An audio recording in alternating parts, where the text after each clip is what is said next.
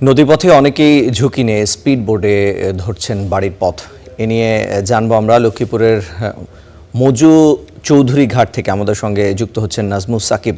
সাকিব, বাড়ি ফেরা মানুষের চাপ কেমন দেখছেন এবং এই মানুষেরা কতটা স্বস্তিতে বাড়ি ফিরতে পারলেন, কি অভিজ্ঞতা জানাবেন?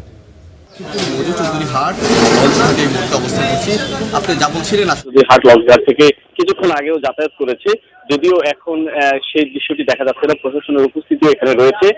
আর বাকি বিষয়গুলো যদি আপনাদেরকে জানাতে চাই, সেটা হচ্ছে লক্ষ্মীপুরের এই মজু চৌধুরী হাট লঞ্চ ঘাট থেকে মূলত লক্ষ্মীপুর, নোয়াখালী, ফেনী, কুমিল্লা, চট্টগ্রাম, খাগড়াছড়ি সহ প্রায় 21টি জেলার মানুষ নিয়মিতভাবে এই ঘাটের মাধ্যমে ভোলা এবং বরিশালের উদ্দেশ্যে নিয়মিতভাবে যাতায়াত করে থাকে। সেই ধারাবাহিকতায় ঈদকে কেন্দ্র করে এই যাতায়াতের ভিড় কয়েক গুণ বেড়ে গিয়েছিল। বিশেষ করে গত 2 দিন বা 3 দিন পর্যন্ত আমরা যেই ভিড় দেখেছি সেটা আসলে উপচে পড়া ভিড় বলা যেতে পারতো, কিন্তু আজকে যে ভিড়টা দেখা যাচ্ছে সেটা অনেকটাই কম বলা যায়, কারণ আজকে সেভাবে ভিড় দেখা যাচ্ছে না। এবং আজকে কিন্তু এখানে পর্যাপ্ত পরিমাণ যে সি ট্রাক এবং লঞ্চ রয়েছে সেগুলোর কিন্তু উপস্থিতি লক্ষ্য করা গেছে।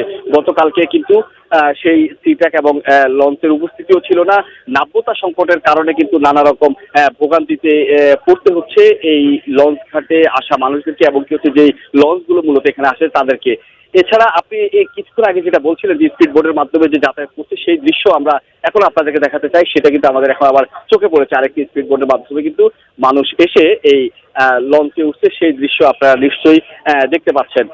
তো এইভাবে যদি আরেকটু বলি আপনাদেরকে, যে মূলত লক্ষ্মীপুরের এই মজু চৌধুরী হাট লঞ্চ ঘাটের মাধ্যমে যারা নিয়মিতভাবে যাতায়াত করে থাকেন, তারা বরাবরই দাবি জানিয়ে আসছেন যে নাব্যতা সংকটের কারণে তাদের ভয়াবহ বিপর্যয়ের মধ্যে পড়তে হয়। বিশেষ করে যারা কিনা লক্ষ্মীপুরের এই বরিশাল এবং ভোলার উদ্দেশ্যে এবং উড়িষ্যার উদ্দেশ্যে যারা যাতায়াত করে, তাদের কিন্তু দীর্ঘ সময় পর্যন্ত এই লঞ্চ ঘাটে অপেক্ষা করতে হয়। শুধুমাত্র নাব্যতা সংকটের কারণে ঠিকমতো লঞ্চগুলো যাতায়াত করতে পারছে না, এবং কি হচ্ছে বিভিন্ন জায়গায় গিয়ে লঞ্চ কিন্তু আটকে যাচ্ছে, তেমন দৃশ্য আমরা দেখেছি। এছাড়াও কিছুক্ষণ আগে আমি কিন্তু নদীর মাঝখানেও গিয়েছি, সেখানেও গিয়ে দেখলাম যে